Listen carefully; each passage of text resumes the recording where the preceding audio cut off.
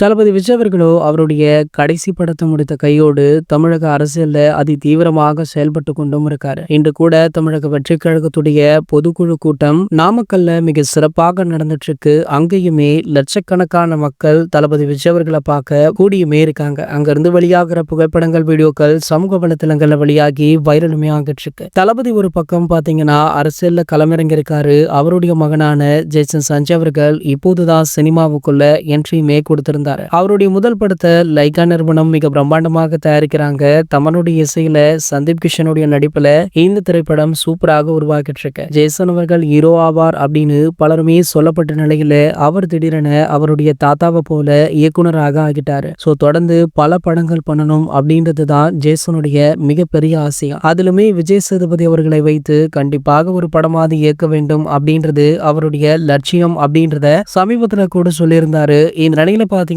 தற்போது ஜேசன் சஞ்சயோடைய படம் பற்றி முக்கிய அறிவிப்பு வெளியாக இருக்கு. அதாவது இந்த படத்துடைய படப்பிடிப்பு கிட்டத்தட்ட 75% முடிஞ்சிருச்சான். இது வரைக்கும் பாத்தீங்கன்னா இந்த படத்துல இருந்து ஒரு மோஷன் போஸ்டர், படத்துடைய மேக்கிங் வீடியோ அப்படின்னு மெயினான அப்டேட் எதுவுமே ரிலீஸ் ஆகல. சின்ன சின்ன அப்டேட்டுகளை மட்டும் வெளியிட்டு படக்குழு அவங்களுடைய ஒர்க்கை அதி தீவிரமாக பண்ணிட்டு இருந்தாங்க. இந்த நிலையில பாத்தீங்கன்னா தற்போது முக்கால்வாசி வேலைகள் முடிந்துள்ளதால படத்துடைய முக்கிய அப்டேட்டை வெளியிட இருக்காங்களா. அதுதான் இந்த படத்துடைய முதல் சிங்கிள் ட்ராக் பாடல். முதல் சிங்கிள் ட்ராக் பாடல்ல ஜேசன் ரசிகர்களுக்கு மட்டுமல்ல தளபதி ரசிகர்களுக்குமே ஒரு முக்கியமான சம்பவம் இருக்கு. அதாவது இந்த படத்துடைய சிங்கிள் ட்ராக் பாடல்ல தளபதி விஜய் அவர்கள் ஒரு சில காட்சிகள் வர இருக்கார் அப்படின்ற தகவல் பலருக்குமே அதிர்ச்சியை கொடுத்திருக்கு. சோ ஜேசனுடைய முதல் படம் அப்படின்றதுனாலும் தளபதி விஜய் அவர்கள் சினிமாவை விட்டு முழுவதுமாக விலக உள்ளார் அப்படின்றதுனாலுமே இந்த பாடலுக்கு நடனம் ஆடுவதை ஒத்துக்கொண்டிருக்காரா. இது போன்ற செய்திகளை பற்றி நீங்க உடனே தெரிஞ்சுக்க நம்மளுடைய சேனலை மறக்காம சப்ஸ்கிரைப் பண்ணிக்கோங்க.